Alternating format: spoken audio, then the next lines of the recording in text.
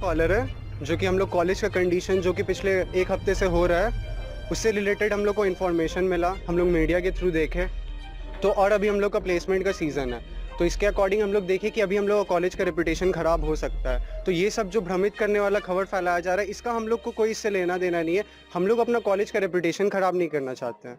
तो इसके लिए आज हम लोग सब एकजुट आए हैं यहाँ पे, ताकि क्या बात है जो हम लोग को पता है वो हम लोग अपना साइड रख सके। हम लोग को हॉस्टलर से भी कोई दिक्कत नहीं है, हम लोग को प्रिंसिपल का भी कोई समर्थन नहीं है। हम लोग न्यूज़ देख के अपना व्यू रखने आए हैं। तो रास्ते से भटक गए हैं जी, उनको सही रास्ते में लाना मेरा काम है जी, उन्हें समझाना। उनका अभी अंतिम उनका जो एकेडमिक जर्नी चलती है 3 साल की, यहाँ पर उनका अंतिम समय है। यही पीरियड है उनको अपनी पढ़ाई कर जिस लक्ष्य की पूर्ति के लिए आए थे उसे पूरा करने का जी।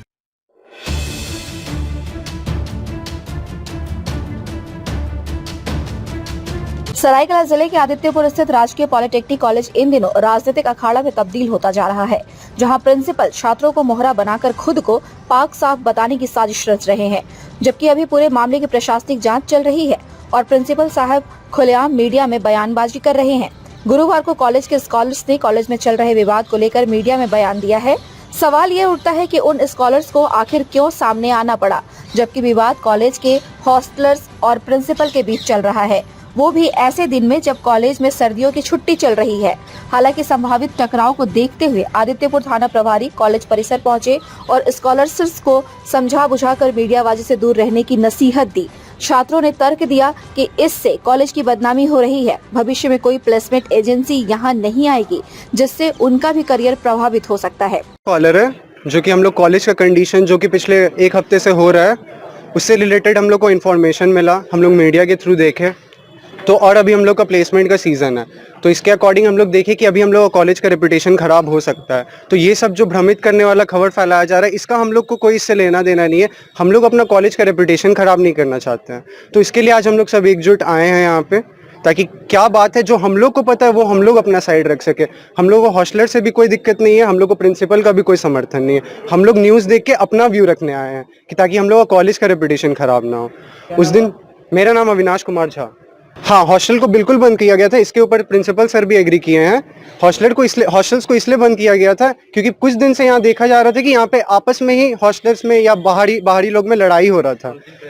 और उस दिन था कुछ फंक्शन, ठीक है, वो फंक्शन में प्रिंसिपल सर को इन्वॉल्व होना था। तो यहाँ पे ताकि शांति बना रहे, शांतिपूर्ण तरीके से वो फंक्शन हो पाए, इसके लिए प्रिंसिपल सर 2 घंटे के लिए आइसोलेट किए थे बच्चों को, ताकि कुछ यहाँ पे प्रॉब्लम ना हो, यहाँ पे लड़ाई पीट ना हो। लड़ाई होगा तो फिर वो उसमें भी भंग आएगा, जो भी वहाँ पे फंक्शन हो रहा है उसमें भंग होगा। तो इसलिए उन लोगों को आइसोलेट किए थे। इसी में हॉस्टलर्स, पता नहीं उनको बुरा लगा होगा, ये चीज़ गलत भी है क्योंकि किसी को बंद करना एकदम सही चीज़ नहीं है। तो इसके लिए वो लोग अपने अकॉर्डिंग सोचे कि अब हम लोग को बंद किया गया है तो हम लोग अभी मीडिया बुलाएंगे। उनका अगर रहता कि हम लोग सब एकजुट है तो वो हमें भी कॉल कर सकते थे। पुलिस को बुलाया गया था, अगर वो डायरेक्ट पुलिस को बुला रहे उससे पहले हम लोग उनके सपोर्ट में आते। अगर हम लोग को कॉल करते, हम लोग सब बाहर के बच्चे हैं, हम लोग को बोलते कि देखो हमारे साथ गलत हो रहा है, हम लोग को बंधक बना दिया गया है। तो इससे हम दरअसल विवाद का कारण प्रिंसिपल द्वारा छात्रों को बंधक बनाने और उन्हें आतंकवादी कहकर संबोधित करने से शुरू हुआ था। मामला कॉलेज के अंदरूनी था, मगर जब छात्रों ने पुलिस को बुलाया तब मामले ने तूल पकड़ लिया। विवाद का निपटारा तब भी संभव था, मगर प्रिंसिपल झुकने को तैयार नहीं है और लगातार छात्रों को गोलबंद कर कॉलेज के माहौल को बिगाड़ने में लगे हैं। जरा सोचिए, जब कॉलेज बंद है, प्रशासनिक जाँच चल रही है, फिर अचानक फुल ड्रेस में भारी संख्या में स्कॉलर्स कॉलेज कैसे पहुँच गए? छात्र नादान है, मगर पुलिस प्रशासन को गंभीरता दिखानी होगी। साथ ही राज्य के मुख्यमंत्री को भी ऐसे मामलों में संज्ञान लेनी चाहिए। रही बात सोशल मीडिया की, तो प्रिंसिपल साहब को इस बात का ध्यान रखना चाहिए कि सोशल मीडिया में जो भी खबरें दिखाई जा रही है उसमें पूरे प्रामाणिकता के साथ चीजों को लाया जा रहा है। विवाद आपने शुरू किया है, बच्चे आपके हैं, मीडिया को इससे कोई लेना देना नहीं है, मगर एक भी बच्चे का भविष्य बर्बाद होता है तो इससे आपकी ही बदनामी होगी। कॉलेज को राजनीति का अखाड़ा बनाएंगे तो आपके भी दामन दागदार होंगे। तो रास्ते से भटक गए हैं जी, उनको सही रास्ते में लाना मेरा काम है जी, उन्हें समझाना। उनका अभी अंतिम उनका जो एकेडमिक जर्नी चलती है 3 साल की, यहाँ पर उनका अंतिम समय है। यही पीरियड है उनको अपनी पढ़ाई कर जिस लक्ष्य की पूर्ति के लिए आए थे उसे पूरा करने का जी। मैं उनसे पहले कहना चाहूँगा कि वे अपने उस लक्ष्य की पूर्ति के लिए लगें, यही सही समय है, अपनी तैयारी करें और जो सपने लेकर के आए थे वे सपने अपने पूरे करें जी। किसी षड्यंत्र में ना फंसे। किसी षड्यंत्र में ना पड़े, थोड़ा सजगता से जिए।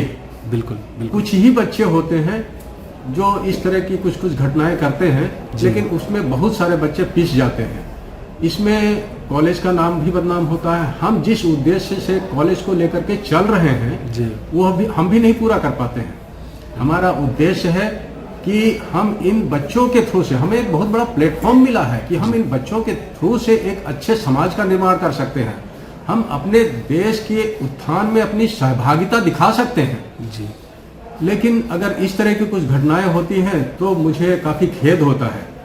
ये अच्छी बात है कि कुछ बच्चे गए वहाँ, और अगर ऐसा सही है कि इंक्वायरी का जिम्मा सौंपा गया है एसडीओ साहब को, इंक्वायरी करें। ये अच्छी बात है कि दूध का दूध पानी का पानी हो। हमने क्या गलत किया है वो भी इंक्वायरी करके सभी को सौंपें। जी ठीक है sir. Bureau report, India news viral, Bihar Jharkhand.